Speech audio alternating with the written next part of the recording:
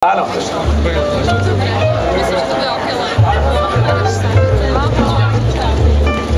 Teraz nepotrebuje zvuk.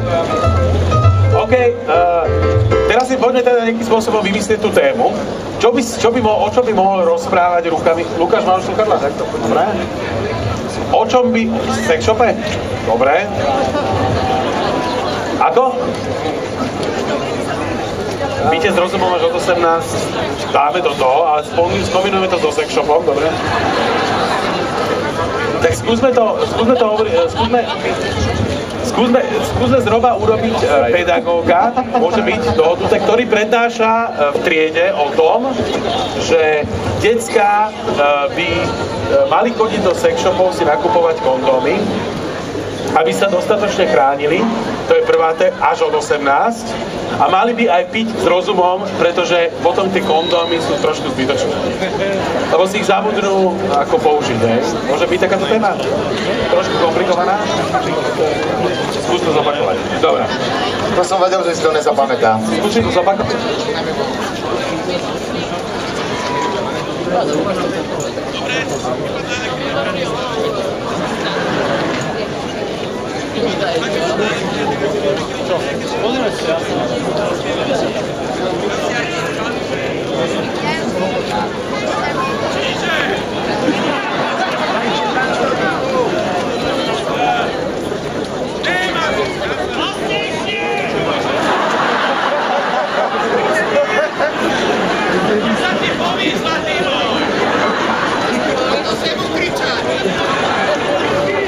Budeme sa... No... Díky! OK, to znamená, spoločne sme vytvorili tému, ktorú spájame.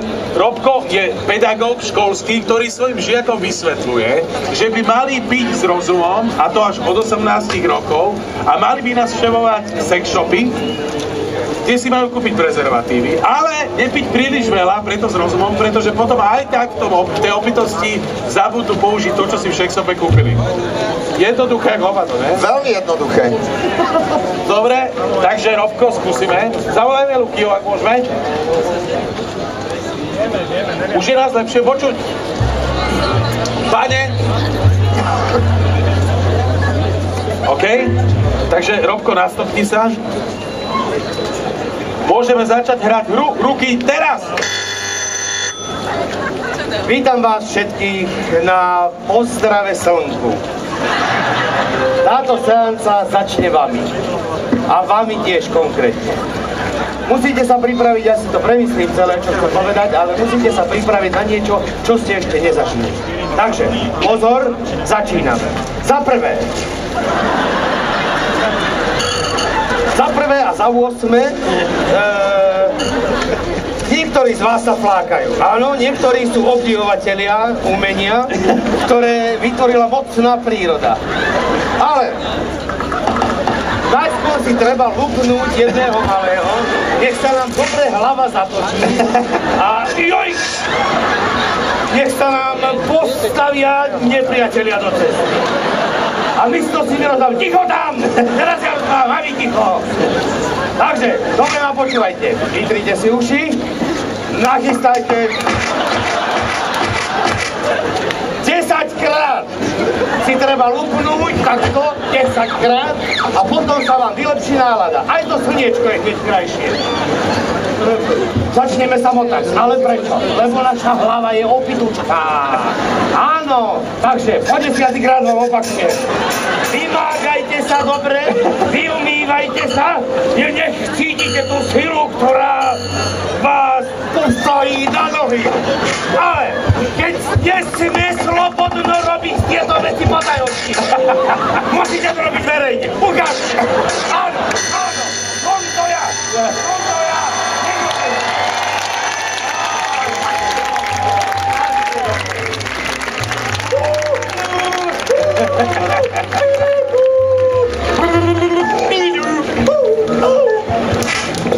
Dobre, stop! Stačí? Kde sme boli? Prosím ťa, téma bola veľmi jednoduchá. Pedagóg rozpráva o tom, o svojim žiakom, aby navštevovali sex shopy len preto, aby si nakúpili prezervatívy a pili s rozumom, pretože keď začnú piť vo veľkom, tak sú ich tie prezervatívy zbytočné, lebo si ich aj tak zabudnú nasadiť. Baché, no, vidíš, pochopil si to, ne?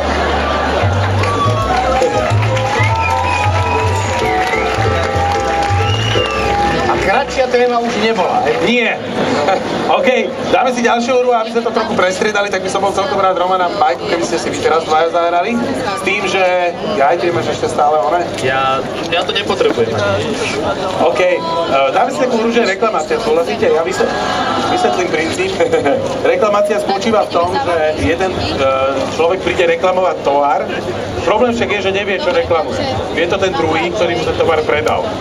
Takže si musíme rozdeliť úlohy, že kto bude predajca a kto bude ten, čo sa príde sťažovať. Marian má byť predajca, dobre. Takže Marian bude predajca, Roman bude kúpici, takže Roman ticho dozadu. Idem sa nahodiť. Musí dať toto. Odtedy ho nikto nikdy nevidel. Dajte sa vám sa dať. Už je dobre? Dobre. Dobre, to spojasne. Čiže... OK. Čo by teda tak mohol Roman reklamovať? Mala by to byť hovadina, samozrejme. Vibrátor. Máme nejaké vážne sny, že? Čokla? Toho napadne. Kozla? Kozla? Toho napadne. Toho napadne. Kozla. Živého kozla, a toho napadne podľa mňa. Nenapadne? Skúsime... Vy ho dobre poznáte, čo? Skúsime živého kozla teda? Súhlasíte? Moc nesúhlasíte teda. Okruh, čo? Okruh. To dojde, poradáva, odíde, ne? Domáce problémy sem nenoste. Dobre, dajme kozla teda. Ale smokora je dobré. Tak dojde reklamovať kozla, ktorého si kúpil. Dobre, môže byť? Môže. OK, čiže zavolajme Romana, prosím. Ďakujeme. Môžeš si dať dole, súkrba? Nemáš hore? Ja ti toto dám, dobre. Budem potrebovať ruky.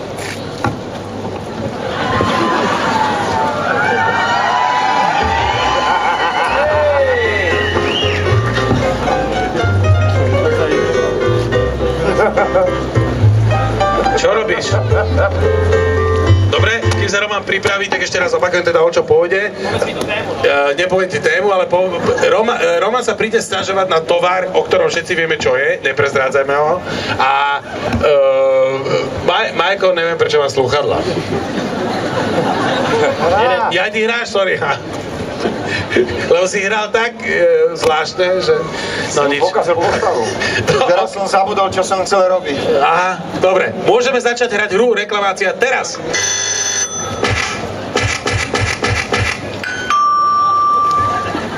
Dobrý deň. No čo? Neštartuje to.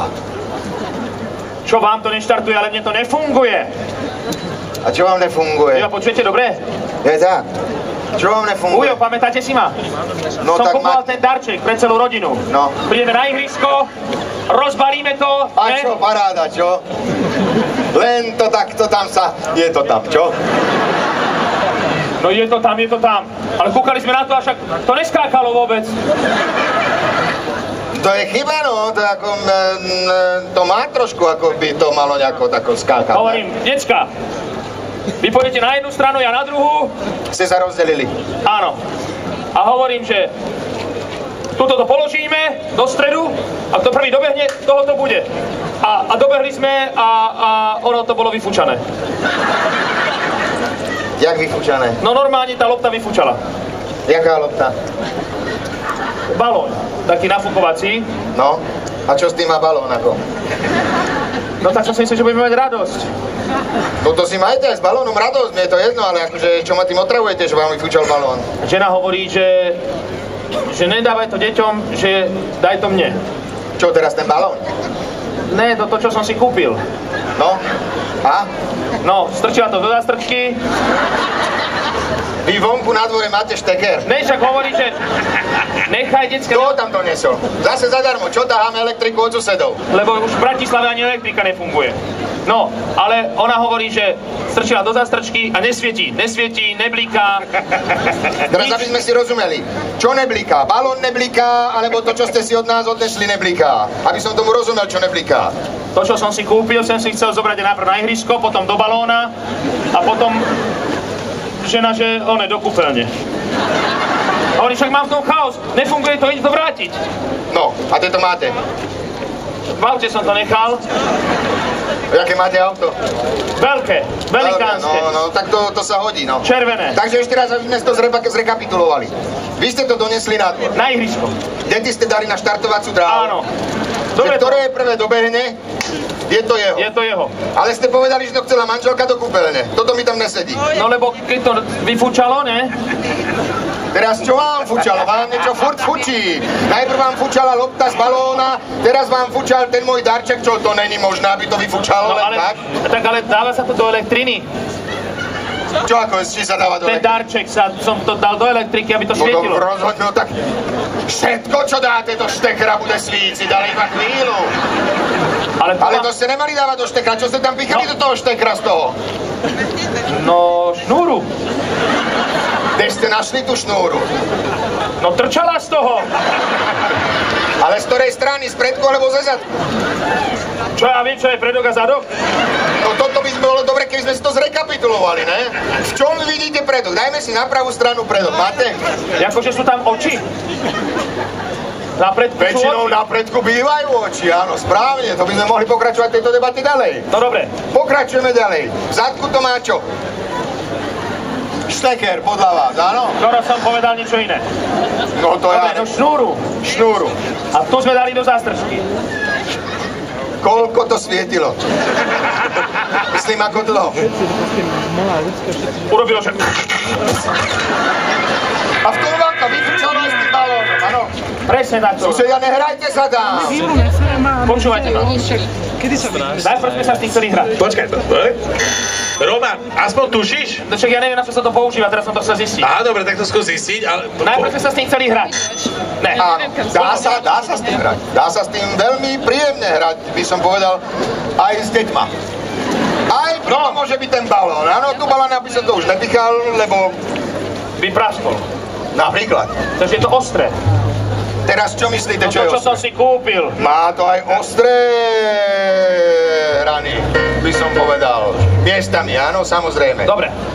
No nič, tak dá sa s tým aj hrať, ale ja som si to kúpil preto, aby nám to pomohlo v domácnosti. Do kúpeľne. A čo by to akože malo robiť tej kúpeľni? No, že keď ste to dal do štekra, tak aspoň to mohlo ohrievať, alebo niečo. A však ste hovorili, že keď ste to pichli do štekra, čo ste skúšali vonku, tak to urobilo, že a vyfúčalo to, áno? No nič tak... to nerobí, ani to nehreje, ani to nesvieti, ani to nebehá, ani to neskáče, nič s tým není. A čo to teraz robí ako? Leží to tam hotové. Roman, skúsi typnúť, čo by to mohlo byť?